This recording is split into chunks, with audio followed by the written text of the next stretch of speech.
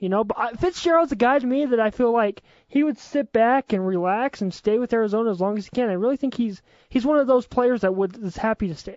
Yeah. It was when Cardinals went that year. They went up against the Steelers. Yeah, we touched on it a little bit. They really stole that one. But anyways, yeah, that watching them through the playoffs was really amazing to watch. I'm not a Cardinals fan, but I loved following them. I followed them. They were known as the team that shocked the world. They were going against teams, the Panthers. They haven't lost a game. They haven't lost within 8 games at home. Yeah. And then you're going against the Eagles. You're going against all these teams, Atlanta, I believe, too, and you're beating them. Yeah. You're blowing these guys out. Your last game of the season was against the Patriots, and the score was like 56-3? They go into the playoffs, and they're putting in work, and you watch them progress all the way. You hear the stories about how their last playoff was in like 36 or maybe the 40s. It's been a while. And then from that, winning that playoff, all that is making history. Their first NFC championship, their first Super Bowl, the Cardinals being one of the oldest teams in the NFL. And to see that story, it's just really sad that, Kurt Warner. They couldn't, yeah, and they had Kurt Warner, man. Used to be backup that bagged groceries for his part-time job. Crazy. There's just so many emotional feelings into that team going into that season. And it just didn't end with that beautiful Cinderella story that everybody wanted. So, we're talking wide receivers. We should be talking about one of the greatest offenses of all time. That included Kurt Warner, the greatest show on turf, Isaac Bruce. He had 8 consecutive 1,000-yard seasons, Jesse. I kind of put Jesse's and seasons together there. I called you Jesse's. But that team was great with great wide receivers, Torrey Holt and Isaac Bruce. Yeah, exactly. That was a really cool game. I didn't watch it. I don't remember watching it when I was little, but I go back and you watch those things on the NFL Network and stuff like that, and that I could see why it was called that. It was an amazing game, and it had some good players on it too that came out and sprouted because of that Super Bowl. Let's take a quick break here. Courtney Gardner's coming up next at Sports at Home PGA on Twitter. We'll talk to him about Tiger Woods coming back and more. Great conversation about greatest wide receivers of all time right there. David Vito, Jesse Valdez, the David Vito Show on Sports Home Radio. We'll be right back after this. Follow us on Twitter at Sports at Home DNG and on Facebook, Sports at Home Radio. Now, here's I just wanted to check, and I know folks are definitely looking forward to seeing you here in June. Wanted to check on how your back is doing, if you know exactly what's wrong with it, and if folks will be seeing you in 2 or 3 weeks in Augusta. Well, for Augusta, it's actually still a little too soon, to be honest with you, and that's kind of the frustrating thing about this. I've had a couple weeks off and getting treatment and just working on trying to get ready for Augusta. And as of right now, it's still too soon, and which is, as I said, it's very frustrating. Tiger Woods right there talking about how frustrating it was that he wasn't going to be back in time for Augusta. Well, Tiger fans, golf fans, don't wait no much longer. Tiger Woods is back. And with that being said, we bring in our good friend at Sports at Home PGA on Twitter, Courtney Gardner. We switched times, Courtney, here on the David Vito Show on Sports at Home with Jesse Valdez. We haven't had time to get you on the show as properly as we would like to have you on, but welcome back. Hey, thanks so much. Good to be here.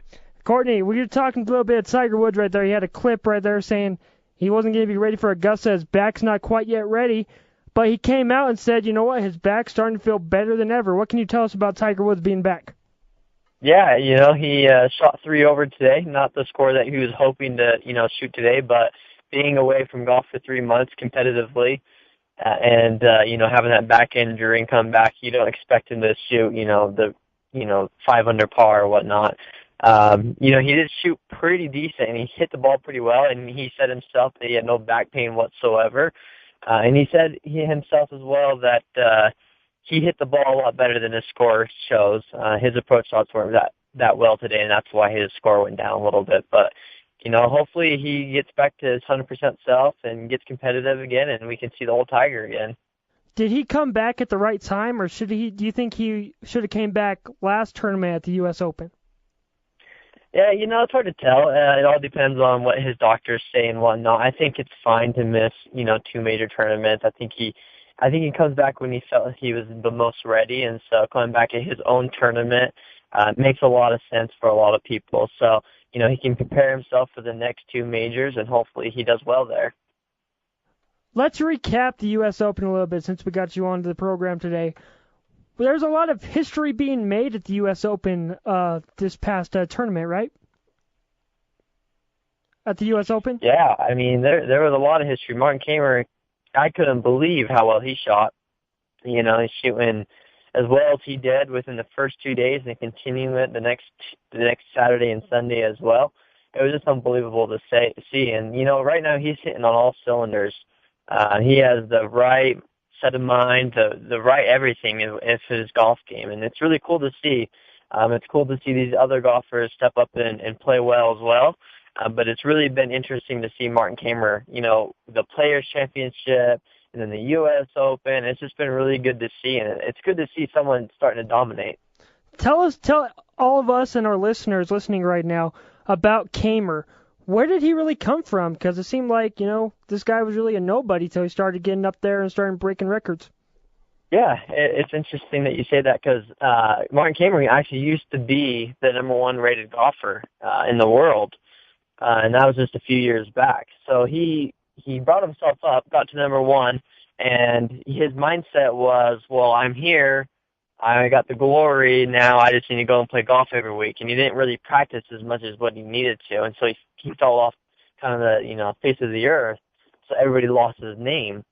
And then the last 1.5 to 2 years, he's been practicing every part of his game every day for hours beyond hours, and now he's got the confidence and he's got the practice down. So I don't think that Martin Kamer is going to go away anytime soon. I think he'll be good for the next 10 years. I think you'll hear his name quite a bit, and I think he'll win more majors as he keeps going. So, with you bringing up Kamer right now, I wanted to ask you, I wanted to get your top 5 golfers right now this year, not in, just from 1 to 5 in a power ranking in your sense from this year, not talking about the national rankings, but I want to get your rankings. Who are they? All right. I would say starting from 5 down to 1, I'd go Adam Scott at 5. I would go Zach Johnson 4. Okay. I would go Harris English at 3. Bubba Watson 2 and Martin Kamer 1. Why Watson 2? Because he won the Masters. In order to win a tournament like that, you have to shoot on all levels. Now, I know he didn't play well at the U.S. Open, but to win the Masters, that still gives you quite a bit of glory, and I think that right now, the way his golf game is, it is ups and downs, but to win a Masters tournament, I think you have to give him the credit. You got Adam Scott at 4, I believe. Why? He's one of the best, and you can't argue that at all for how he's played the last, this year and last year. He didn't win a major tournament, and he hasn't been as good as I wanted him to be this year, and he hasn't won as many tournaments per se, Harris English. So that's why I'm at 4. You guys are listening to the David Vito Show with Jesse Valdez right here on Sports at Home. Courtney Garter at Sports at Home PGA is our guest, talking Tiger Woods is back and the upcoming events for the weekend. It looks like Greg Chalmers finished 5 under today. Courtney, what could you tell us about him as Ricky Barnes is chasing him at 4 under? Yeah, Greg Chalmers, I can guarantee you nobody's heard of his name. He's ranked about 296 in the world. Wow. Yeah, so he's not ranked high. No one had his name on the board at all to shoot well in this tournament. So he came out of nowhere. It'll be interesting to see if he continues to shoot well. With the pressure and whatnot, we'll see how that 296 ranking does for him. If he does end up, winning this tournament, you'll see his rankings drop much lower. But don't be surprised because you got Patrick Reed right there at 3 under as well, and he has shot well this year. So look for Patrick Reed to move up the board as well to see if he can win this tournament. Freddie Jacobson really had a strong finish where he birdied 4 of the final 7 holes. Now he's 1 back of the leaderboard. What really got him going on those last 7 holes to catch up to the leaders? His approach shots. one of the most important parts of the games is giving yourself an opportunity. If you can give yourself an opportunity for those birdie chances and you start making those putts, that confidence is going to grow more and more on you. And that's exactly what happened with him. He started on a roll, started getting confident, and continued to do that the last 4 holes, like you said. Now, one of my new favorite golfers, she plays for the women's field, and she's an 11-year-old Lucy Liu. What is your take on her, and what an accomplishment it is for her being 11 years old, making it to the Women's U.S. Open? Yeah, I mean, that's a great accomplishment. I couldn't believe that she was able to qualify for the U.S. Open for the women's. But if you remember, Michelle Wee played in it when she was 13 years of age, and she won it this last tournament. So I expect good things from Lucy Lee, and I think that, as she continues to progress, she'll get better and better.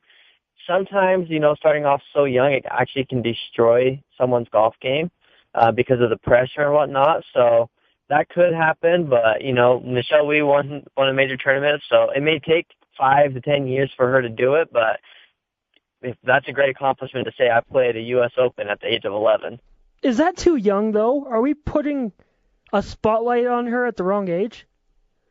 I think it could be very bad. I mean, it's almost, if you think about celebrities as well, think of all the young celebrities that, were young, or, celebrity at a young age, and then they got to their 20s and kind of rebelled and went crazy. Yeah. The same could happen to this young golfer. And, she's so young, and we put so much spotlight on her that it could be bad for her.